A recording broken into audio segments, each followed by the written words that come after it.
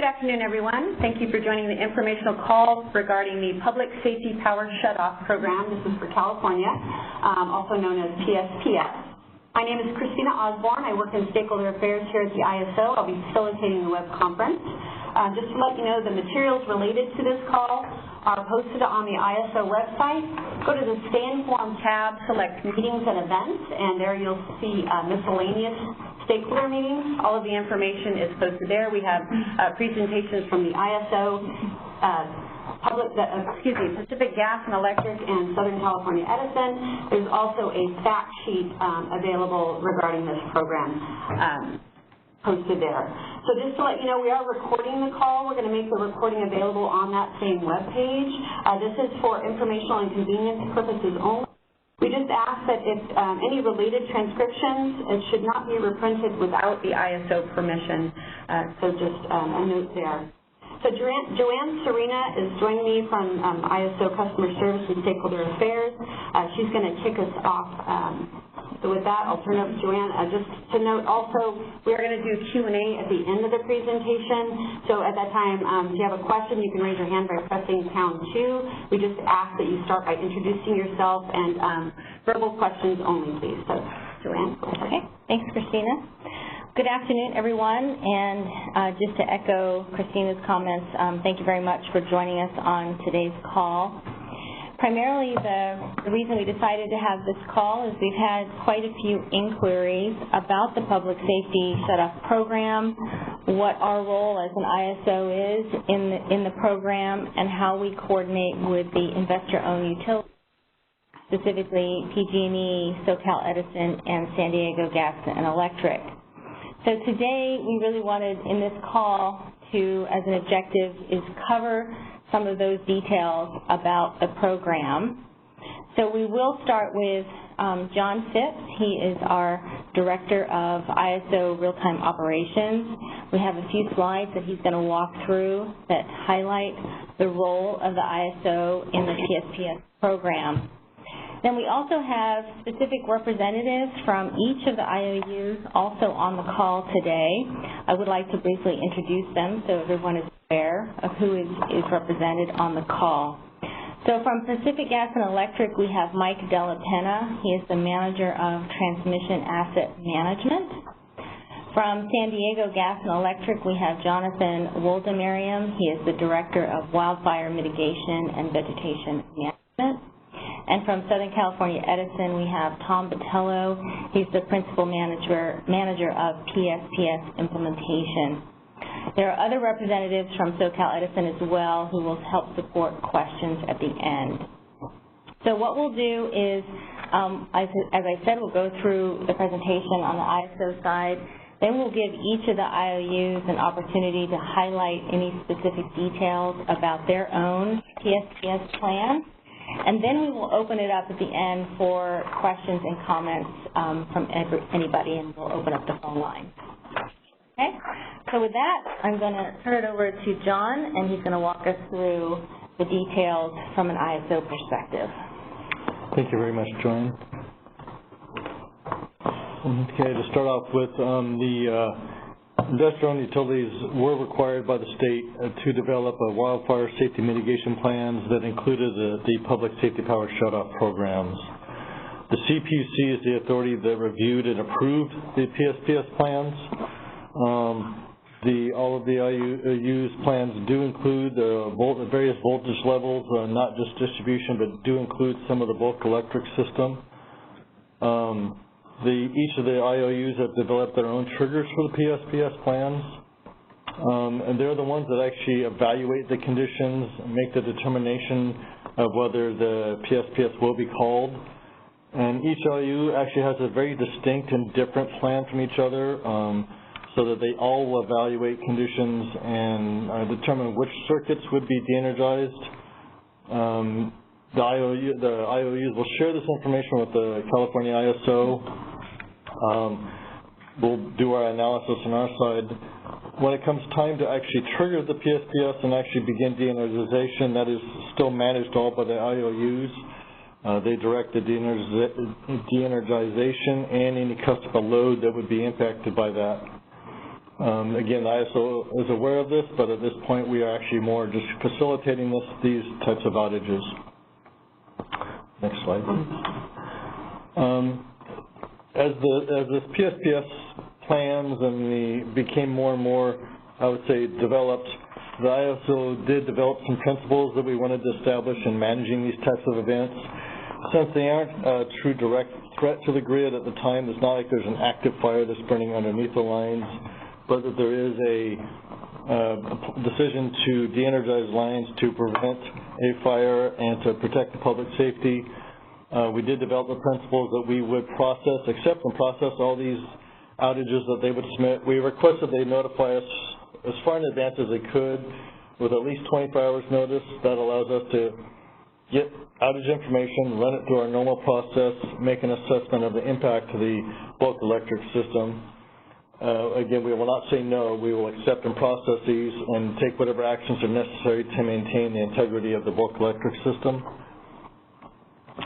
Some of this may require us to cancel outages that were already existing scheduled outages. We might need to return equipment to service, might need to manually, outside of the market, start up additional generation, and or if the impact is severe enough, we might actually have to schedule load management or load shedding for when the lines actually become de-energized.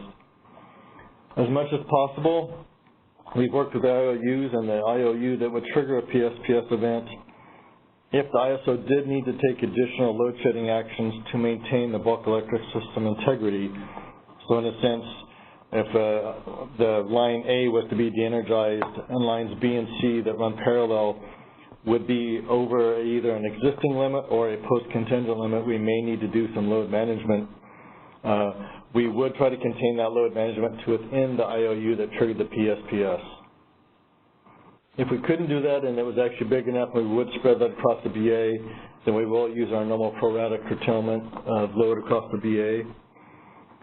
If it was a severe enough event that actually impacted adjacent balancing authorities, the ISO will actually shed additional load within the ISO BA in order to provide that energy to the adjacent BA so they can avoid load shed. Again, this is trying to contain, there's no threat to the grid at this point. It's a risk management decision to de-energize these lines, and we want to try to minimize the impact to adjacent balancing authorities. We have a couple of some little scenarios to walk through here just to kind of demonstrate some of what this will look like. All of these are looking at today is Tuesday, and we're being notified that tomorrow an entity is going to activate a PSPS. So they made a decision today to call the PSPS for tomorrow. This first one is just 60 kV and distribution level type of event, minor impact to the bulk electric system, a big impact to customers. But during this event, they've notified us of the circuits they would be de-energizing, and we did an assessment, and if you want to hit just the down now. And with the assessment, we are notified that they would be de-energizing 200 megawatts of customer load, but the assessment showed there'd be no impact to the bulk electric system, but that we would see a slight reduction in load. We would still have enough transmission and energy capacity to meet our load and reserve obligations. In the next scenario, it's a more kind of the other extreme of this. The first one's probably a more typical. This next scenario is if there was a more extreme event, kind of even more widespread, to where now we were being notified that it would be not only distribution of 60 kV, but some 500 and 230 kV lines de-energized. And as the information gets brought into us, first thing they tell us is that it's severe enough that they would be de-energizing 2,000 megawatts of customer load just because they were taking the lines out of service. With the 500 and 230 kV lines being removed from service, we also determined that Diablo Canyon would be forced offline, so the ISO loses about approximately 2,200 megawatts of generation or energy capacity. It will also remove from service 2 of the 3 500 kV lines that are in COI. That means we are losing approximately 3,200 megawatts of transmission capacity. So if you have the webinar up, you can see on the right side there the transmission and energy capacity are now below the demand requirement and reserve obligations. So we now are unable to meet those requirements. In order to maintain reliability, the ISO would now shed 2,500 megawatts or order for tomorrow 2,500 megawatts of load to be out of service as the de-energization occurred. This would help to rebalance the system and make sure that we could maintain our operating reserve requirements. With this, bank also, in this scenario, bank also loses energy because of the COI D rate, and they actually are going to need to shed 400 megawatts of load to maintain their reserve obligations. In order to help a bank not do that, in order to ensure that they wouldn't have to do that, the ISO will actually shed an additional 400 megawatts of load, provide that emergency assistance to banks so they would avoid load shed.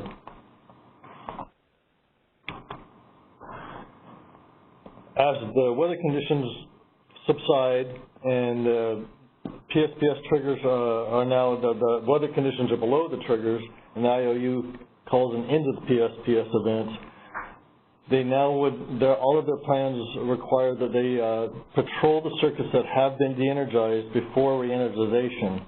So just because the weather events have ended does not mean the customer load is immediately picked up. They need to patrol all the circuits, and this could mean, depending on the severity of the event, hours or days before all customer load is restored. They will coordinate this with the ISO. We can make sure we have enough generation and energy to meet our load and reserve obligation as this load is returned to the system. So this would all be coordinated as usual. And that ends the ISO's part of the presentation. Okay, thank you, John. Sure. Okay, so we'll go ahead and move now to Pacific Gas and Electric. Mike Della Penna, Manager of Transmission Asset Management, is going to speak a little bit to the PG&E plan and some of the activity on their side. So, Mike, I'll turn it over to you. Good afternoon, everyone. This is Mike Della Penna with PG&E's Transmission Asset Management Department. Just wanted to spend a few minutes here talking to two topics. First, what you see on this slide is how PG&E is thinking about the conditions under which we would call a PSPS event. The second slide, which I'll talk about in just a minute, is on the subject of notifications stemming from a PSPS event. So this slide really just details all the various inputs that PG&E is taking into mind as we're considering whether or not to pull the trigger on a public safety power shutoff. This is not something the company takes lightly, and definitely is something that we see as a measure of last resort to mitigate wildfire risk really in extreme circumstances.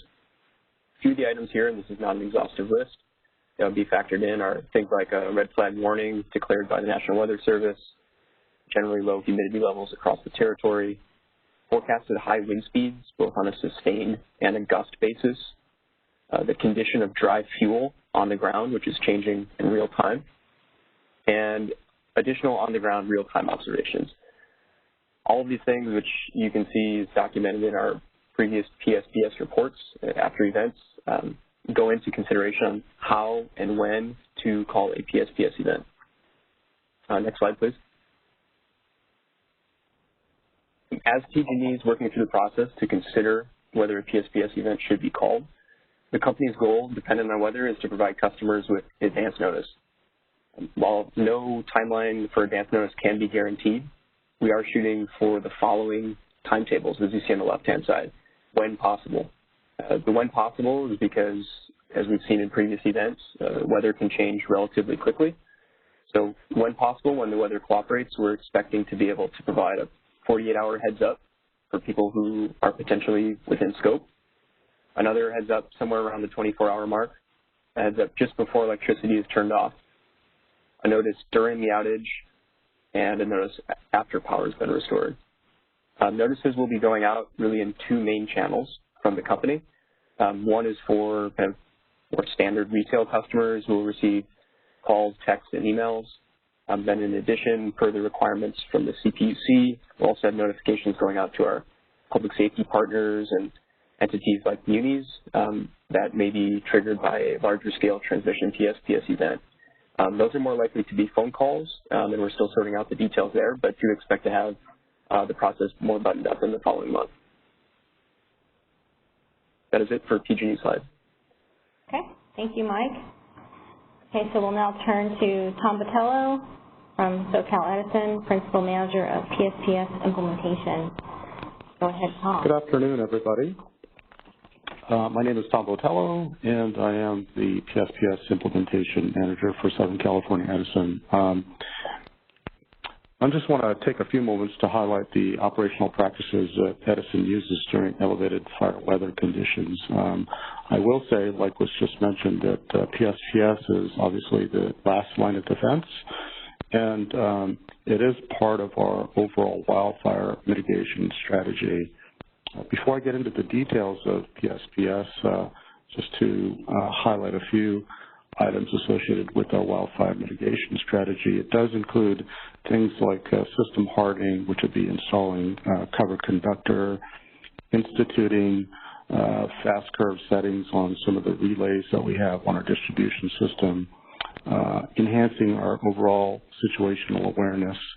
I think it's worth pointing out that we've installed over 355 weather stations throughout our service territory to give us better information on what's happening from a weather perspective, and 108 high-definition cameras as well. In addition to that, Edison has went through a pretty exhaustive program to inspect all of our assets in the high fire area, and are currently going through a remediation of any of those findings as part of that enhanced overhead inspection. To talk more about the public safety power shutoff program that we have a program that is essentially a stepped process, and as the increase in threat from both fire potential index, which is a scale that we use as a indicator for when the conditions are increasing and there is a high threat for a fire to start, as well as wind speed. We have different protocols in place for both our sub-transmission, our transmission, and our distribution. And I think it's worth pointing out that just in terms of the scale of the differences in the lines that are in scope, at the distribution level, we have 1,300 lines that are a little more than 1,300 lines in scope, 320 plus lines at the sub-transmission level, and then 120 lines at the transmission level. As I mentioned, this is a stepped process, so when elevated fire conditions exist, we institute restricted work practices, and as the threat increases, we institute what we call operating restrictions, which would be reclosure blocking and implementing fast curve settings on our distribution system. At that point, our incident management team, and you'll see some pictures at the bottom where we've got some of the activation teams on bookending the pictures down below, are put on notice. And as the event scales up into what we call an elevated condition, we would institute what's called pre-patrols. And those pre-patrols consist of essentially sending people out to look at the circuits that have made the threshold list for monitoring, and we would take another look at all of those circuits to ensure that there was no conditions that existed that would cause us concern. We would also look at any specific risks associated with those circuits that we may have discovered during the enhanced overhead inspections. And then lastly, at the most severe level, when the fire potential index is at its highest and wind speeds are at their highest levels, that's the point in time when we would implement proactive public safety power shutoffs. As I mentioned, the incident management teams for PSPS would get activated prior to any kind of a shutoff occurring, and then as part of the protocols that we have in place, they are working continuously with our meteorologists and fire managers, and you see a picture in the middle there of our Situational Awareness Center where we've got our meteorologists and fire scientists would be in the room. And then through the course of all of the activations prior to and after any kind of public safety power shutoff, we would be coordinating with any of the local governments and any essential use providers. That concludes the slide that I have. Great. Thank you very much, Tom. Okay, so then lastly, I would like to turn it over to Jonathan Woldemariam from San Diego Gas and Electric. If you just want to point out any key things about San Diego's plans. Sure. So Jonathan Woldemariam with San Diego Gas and Electric, Director of Wildfire Mitigation and Vegetation Management. For the most part, the PG&E and Edison process that was just described is really what we have as well. Some of the key highlights is we haven't had to do any PSPS de-energization on our bulk power system so far. And going forward, what we have is, as we always do on an annual basis, is we have our meteorologists look at the weather patterns as fire season draws near and do a forecast 7 to 10 days ahead. And once we have this forecast and there's more indication that the weather is picking up, we continue to monitor and have basically a fire weather watch. And the forecasts are refined as we go by our meteorologists. And when we get into the 48 to 72-hour time frame, we start working with our public safety partners and critical facilities infrastructure, as well as the AFN populations, affected customers, and we try to figure out what areas are going to be impacted based on weather. And then in the 24 to 48-hour time frame, we're trying to determine through our meteorologists and our fire coordinators the areas to zero in on the areas that will be impacted by the weather, and start working more closely with the public safety partners and have the notifications. And then the EOC activation occurred in that 24 to 48-hour period as well, just in a monitoring mode, depending on how strong winds are. And then when we get to the 1 to 4 hour time frames, then we're notifying customers 2 days ahead, as well as the 1 to 4 hours, so 1 day ahead, and then continue to increase that notification as we know more about the areas that are going to be impacted. And then with the PSPS decision, if there is a decision to do the power shutoffs, then we're really increasing the communication, as well as identifying when we potentially could be restoring power, and making sure that we're putting expectations out there with our customers and our community partners, as well as the affected public agencies or critical facilities. And then we open up the community resource centers depending on needs in the community. We have several sites of community resource centers that we will open based on the community needs in areas that are impacted. And then after the patrols are completed, ensuring that the power lines are safe to energize back on, then we will put the power back on and communicate with customers before we restore, and also ensure that it's safe to restore, as well as check with customers after restoration. That summarizes the power shutoff program that we have. Okay, great. Thank you very much, Jonathan. So I just wanted to thank all three of the IOUs for participating in the call today. So thank you to Mike, Tom, and Jonathan for sharing the details about your plan. On this last slide here, we actually have links to the specific plans of each of the IOUs. We also have some additional information that you can find on the California ISO website. There are some fact sheets under our summer readiness webpage where you can find other details about how we are coordinating with the IOUs. Okay, and so with that, I think we're ready to open up the call for any questions or comments that any of the attendees may have. Great. So thank you, everyone. So if you do have a question, you can raise your hand by pressing #2. Please start by introducing yourself, and we are asking that you please ask your questions verbally rather than through the chat feature. So Marvin, let me know if anybody enters the queue, please. Okay, and we do have our first question. Caller, your line is unmuted. Hello, this is Anish Nand with NCPA. I just had a question for ISO. The IOUs will be sending out notifications of a PSPS event, but is the ISO also going to be communicating out when they learn of it? Yes, from the operations side, if I was notified of Southern California Edison having a potential PSPS event, I would notify the additional PTOs and IOUs and any neighboring utilities of what the plans are, what the impacts are to the California bulk electric system, and any steps we're taking.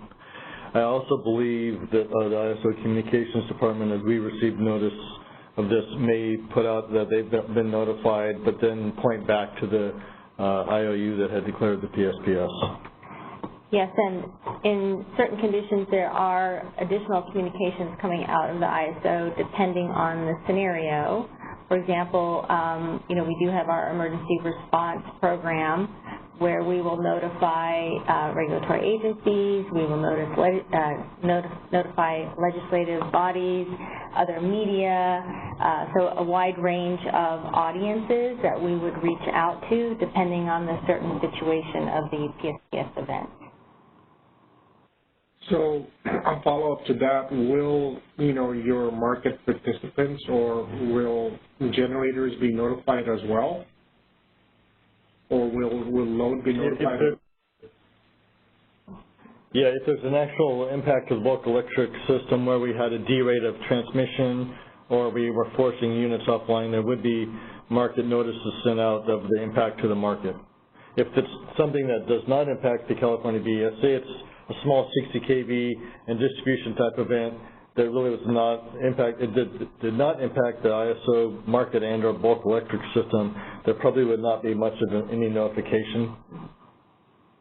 The ISO would use its standard, its normal channels of communication with our market participants.